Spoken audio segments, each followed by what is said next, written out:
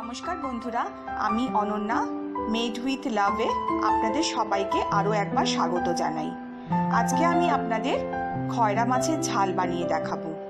আশা করি আপনারা সবাই খেয়েছেন খয়রা মাছ বা চাপিলা মাছ অনেকটা একই টাইপের খেতে হয়, একটু কাঁটা বেশি থাকে কিন্তু টেস্টটা অনেকটা ইলিশ মাছের মতো। কড়া করে ডালের সাথে ভাজা বা খিচুড়ির সাথে ভাজা ভীষণ ভালো লাগে। সেই খয়রা মাছেরই আমি সর্ষে পোস্ত দিয়ে একটা ঝাল বানিয়ে থাকি, তাই আপনাদের সঙ্গে ভাবলাম আজকে সেই ঝালটাই শেয়ার করি। আলু বেগুন দিয়ে দারুণ লাগে। তাহলে চলুন দেখিয়ে দিই আপনাদের কি করে আমি বানিয়ে থাকি খয়রা মাছের ঝাল। এই খয়রা মাছের ঝাল বানানোর জন্য আমি 3টে খয়রা মাছ ভালো করে ধুয়ে পরিষ্কার করে এখানে নুন হলুদ মাখিয়ে রেখেছি। আমি বলেছিলাম এর মধ্যে আমি আলু আর বেগুন দেব, তো আমি এখানে একটা ছোট বেগুনকে এরকম লম্বা লম্বা টুকরো করে রেখেছি। একটা মিডিয়াম সাইজের আলু নিয়েছি, আলুটাকেও এরকম লম্বা টুকরো করে রেখেছি। এছাড়া আমি নিচ্ছি এখানে একটা ছোট টমেটোকে কুচিয়ে রেখেছি, একটা ছোট পেঁয়াজকে এরকম কুচিয়ে রেখেছি, কাঁচা লঙ্কা নিয়েছি একটা, 4 কোয়া রসুন নিয়েছি, আর এর পাশে আমি 2টো কাঁচা লঙ্কাকে চিড়ে রেখেছি।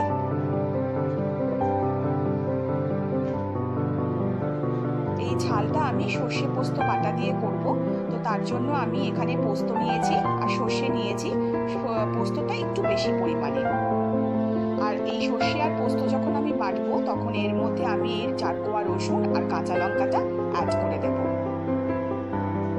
এখানে কড়াইতে তেল গরম করে প্রথমে আমি আলুটা ভেজে নিচ্ছি। আলু ভাজা হয়ে গেছে, সেম ভাবেই আমি বেগুনটাও ভেজে নিচ্ছি।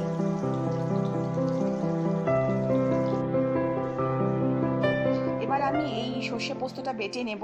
এর মধ্যে প্রথমে দিয়ে দিলাম পোস্তটার পরিমাণ একটু বেশি, আগেও বলেছি। সর্ষেটা দিয়ে দিলাম কালো সর্ষে, আপনারা চাইলে সাদা সর্ষেও ব্যবহার করতে পারেন। দিয়ে দেব এই রসুন আর কাঁচা লঙ্কা। রসুনটা অবশ্যই অ্যাড করবেন, তাতে টেস্টটা ভীষণ ভালো লাগে। আর দিয়ে দেব সামান্য নুন, দিয়ে সম্পূর্ণটাকে ভালো করে বেটে নেব।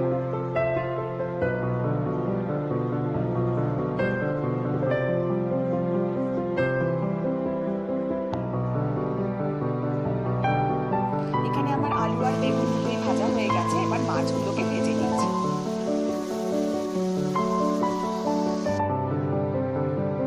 এখানে দেখুন আমার আলু বেগুন আর মাছ 3টেই ভাজা হয়ে গেছে। এবার আমি মূল রান্নাটা শুরু করব। সেম তেলের মধ্যেই প্রথমে আমি দিয়ে দিচ্ছি অল্প কালো জিরে। এবার এর মধ্যে আমি পেঁয়াজটা দিয়ে দিচ্ছি। পেঁয়াজটা একটু নাড়িয়ে নিয়ে যখন হালকা রং হয়ে যাবে তখন তার মধ্যে আমি টমেটোটা অ্যাড করে দেব। এবার আমি টমেটোটা এর মধ্যে অ্যাড করে দিলাম। আমি সব রান্নাতে একটু টমেটো দিয়ে থাকি, খুব ভালো লাগে খেতে। আমার টমেটোর টেস্টটা একটু টক হয়। আপনারা অবশ্যই এটা দিয়ে দেখবেন, আশা করি আপনাদেরও খুব ভালো লাগবে। আমি এখানে সামান্য নুন অ্যাড করছি।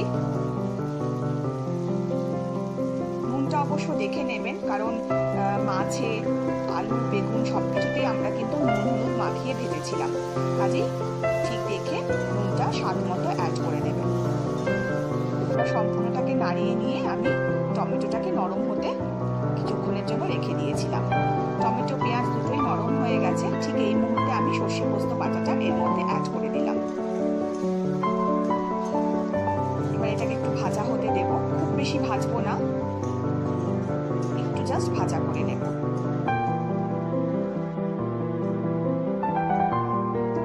ভাজা হয়ে গেছে, এবার আমি এর মধ্যে একে একে আলু আর বেগুনটাকে অ্যাড করে দেব।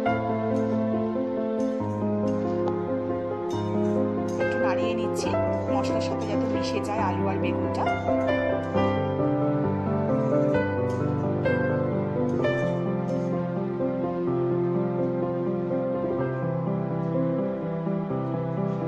এটা বেশ খানিকটা সুন্দর ভাজা ভাজা হয়ে গেছে। এবার আমি যেই বাটিটার মধ্যে সর্ষে পোস্ত বেটে রেখেছিলাম সেই বাটিটাতেই অল্প জল নিয়ে আমি এর মধ্যে অ্যাড করে দিলাম। আমি খুব বেশি ঝোল রাখবো না, আপনারা যদি একটু ঝোল বেশি রাখতে চান তাহলে আরেকটু জলও অ্যাড করতে পারেন।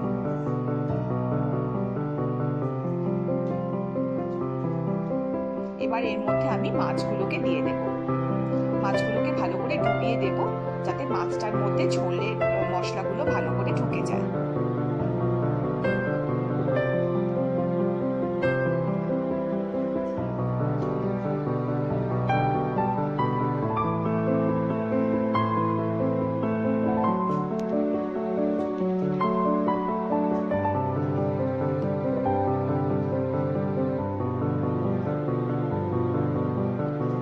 জন্য এটাকে আমি রেখে দিয়েছিলাম।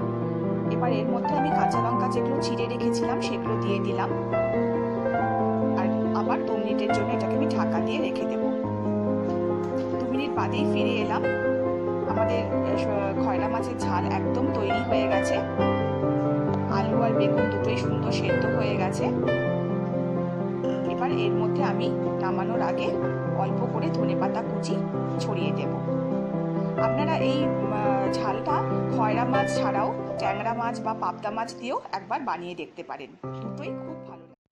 যদি রেসিপিটা আপনাদের ভালো লাগে তাহলে অবশ্যই লাইক করবেন, বন্ধুদের সাথে শেয়ার করবেন, আর আমার চ্যানেলটাকে অবশ্যই সাবস্ক্রাইব করে নেবেন। আশা করি আপনাদের সবার ভালো লাগবে এই খয়রা মাছের ঝাল। বানিয়ে আমাকে কমেন্ট করে অবশ্যই জানাবেন। সবাই খুব ভালো থাকবেন।